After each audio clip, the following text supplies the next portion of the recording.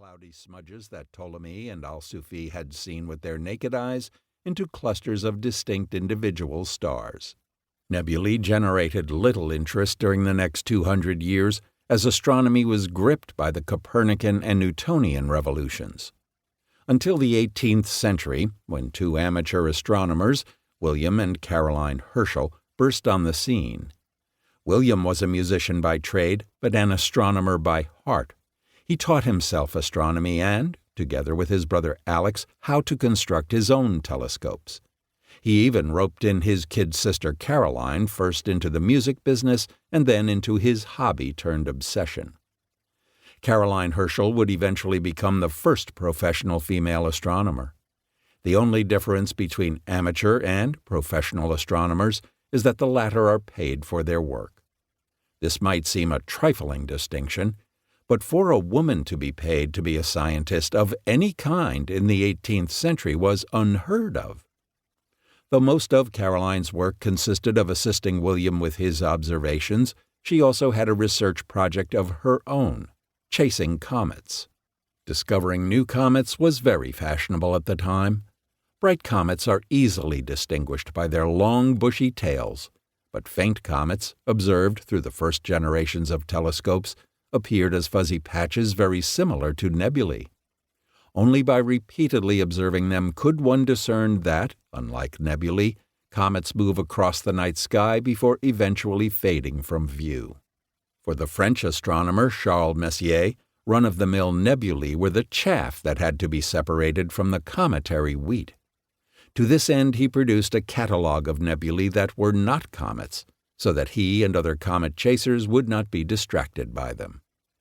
Ironically, Messier's catalogue of rejects is still in use today and has proved far more important than his work on comets.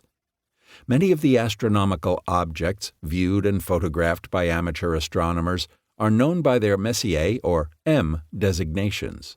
For example, the Crab Nebula, created by the supernova explosion of 1054, is known as M1. The nebula in Andromeda was labeled M31. As Caroline Herschel searched for new comets, she noticed that there were many more fixed nebulae than the 110 that Messier had catalogued. His interest piqued, her brother set out to systematically discover more nebulae.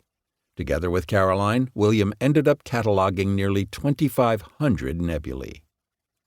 William Herschel then made a cognitive leap.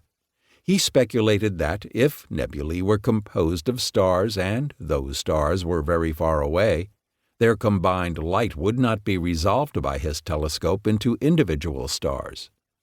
He surmised, "As we are used to call the appearance of the heavens where it is surrounded with a bright zone the Milky Way, it may not be amiss to point out some other very remarkable nebulae which cannot well be less, but are probably much larger than our own system, for which reason they may also be called Milky Ways by way of distinction." Herschel was the first to propose that the universe was filled with galaxies. Yet while some of Herschel's contemporaries agreed with him that the nebulae represented faraway island universes, other luminaries, including Immanuel Kant and Pierre-Simon Laplace, suggested that these were nearby planetary systems, similar to our solar system, forming within our own galaxy. The debate between the island universe model and Laplace's nebular hypothesis raged well into the 20th century. It centered on a basic problem in astronomy, measuring distances in space. Were the nebulae nearby or far away? Were they part of the Milky Way galaxy or distinct objects outside of it?